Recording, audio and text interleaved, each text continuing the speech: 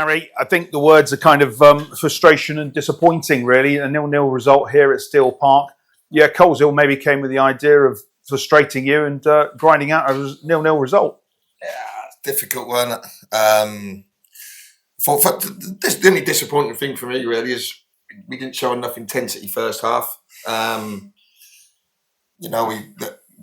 They didn't really come with too much ambition, but they was putting the balls into better areas than what we did first half. They got men further up the pitch quicker than we did first half, and that was probably 65-35 to them first half if you're going on percentage. But I thought second half, we come out, we showed the intensity that I want, and we just didn't score, did we? We've had 3 or 4 good chances.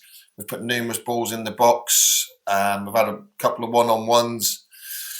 I thought Fletcher done the keeper. The keeper's done really well because the keeper did come and then he's gone back and Fletcher done everything right. But the keeper's read it well, to be fair.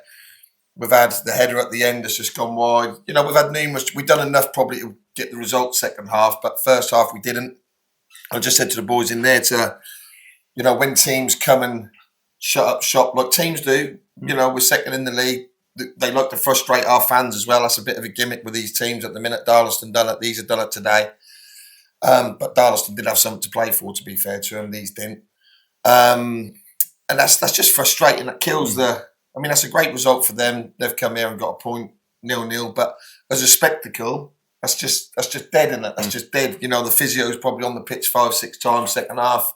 If they're 1 or 2-0 up, I could probably understand it. But at 0-0, showing that little ambition to try and win the game or try and at least, keep the game flowing or whatever is what they do. If that's what they want to do, that's down to them. Their gaffer's a good lad. But for me at 0-0, that's probably not what I'd be doing. Especially like when the point in meaningful to them. Do you know what I mean? So if that's just about stopping us, fair play. They got the point. They can enjoy the drink. But really disappointing for the spectacle. Really disappointing for the game. But until these referees start adding 14 and 15 minutes on, or 10, 11 minutes, whatever it is, this is going to keep happening. I think in the last World Cup, they said that this was going to happen, and they did start to add the 13, 14 minutes on, and then that was all about player welfare, wasn't it, and stuff like that. So I spoke to the ref at the end. He's as good as gold, and I just said, look, until someone actually grow a set of knackers and go, right, we're gonna make it 12, 13 minutes. Teams will stop doing it. And don't get me wrong. If we're 1-0 next week at Coleshill or 1-0, we'll be doing the same. So I'll probably not be doing it at 0-0, but if we're 1-0 or 2-0 next week, we'll be doing the same. So I'm not knocking what anyone's doing, but what I'm saying, until the refs start adding the relevant time on, and we're getting it here more than most probably because people want to frustrate the crowd. They want to wind the crowd up. As soon as someone goes down, the crowd go up. That gives the other team a lift. That's just like pantomime stuff. But there you go. That's a point. That might be a vital point. We've defended really well. We've defended well. There were some all right performances out there. We've tried. We've given maximum effort. It just weren't our day. So, but we've come away with another point, which might be the difference at the end to getting second or third. You don't know, do you?